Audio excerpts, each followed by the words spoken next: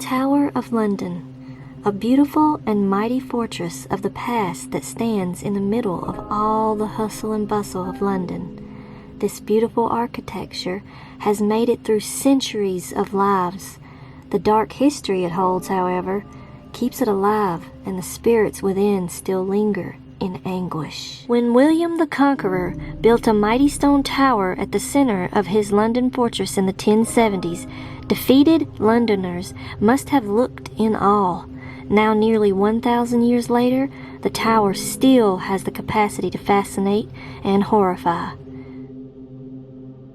But the tower also has a richer and more complex history, having been home to a wide array of institutions, including the Royal Mint, the Royal Armories, and even a zoo.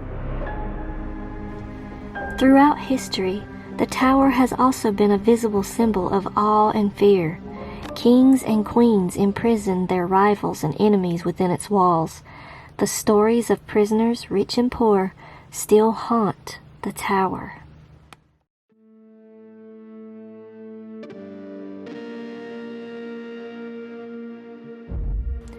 Anne Boleyn, the second wife of Henry VIII and the first wife he executed.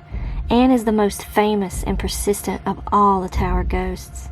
She is seen on the Tower Green where she was executed, in St. Peter ad Vincula, where she was buried, and wandering corridors as a headless body.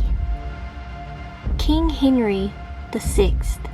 He met his end as the result of a real-life Game of Thrones. Henry VI stood to inherit both the English and French thrones, but the House of York imprisoned him during the War of the Roses. Shortly after, Edward IV seized the throne in 1471.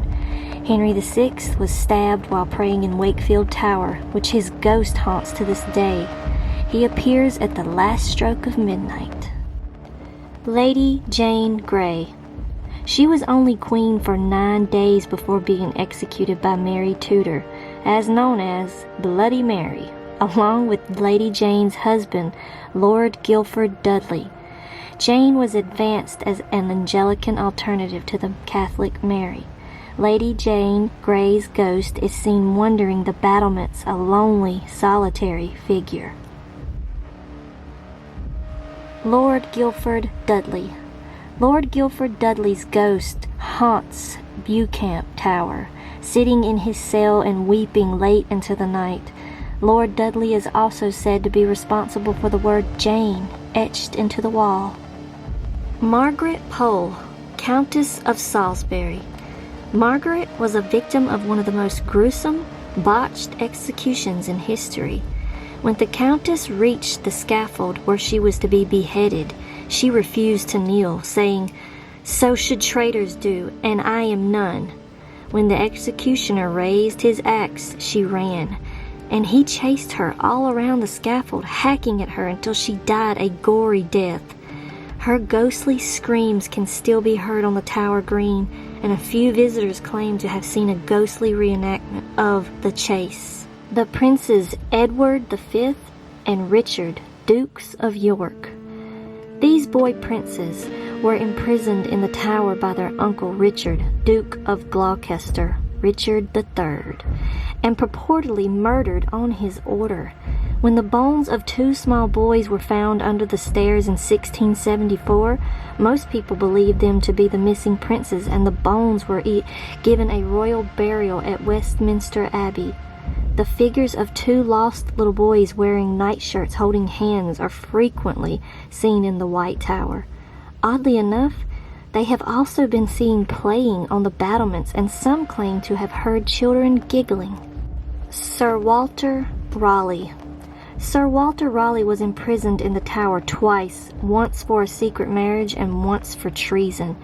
Following his execution, his ghost began wandering around the bloody tower where he was imprisoned, as well as along the battlements now known as Raleigh's Walk. Arbella Stewart. King James I did not give his permission for Arbella to marry William Seymour, nephew of Lady Jane Grey. Enraged at the insult and perceiving the marriage as a possible threat to his throne, James I imprisoned Arbella in the Tower. She died there in 1615. Conflicting reports claim she either stopped eating or was murdered. She haunts the Queen's house. Animals. A number of spectral animals have been heard over the years, including monkeys, lions, and horses, but only one has actually been seen. A guard at the tower claimed a ghostly bear charged him. Though the guard attempted to bayonet the animal, which kept coming at him, soon the sword went through the animal. The guard was carried senseless to his quarters, where he died 2 days later. All of the history and killings in the Tower of London is overwhelming, in that so much blood shed that has seeped into the floors and walls still remain, and that is what keeps it so spiritually alive. Would you visit the Tower of London? Maybe stay the night, and welcome the chance to come face to face with one of the spirits.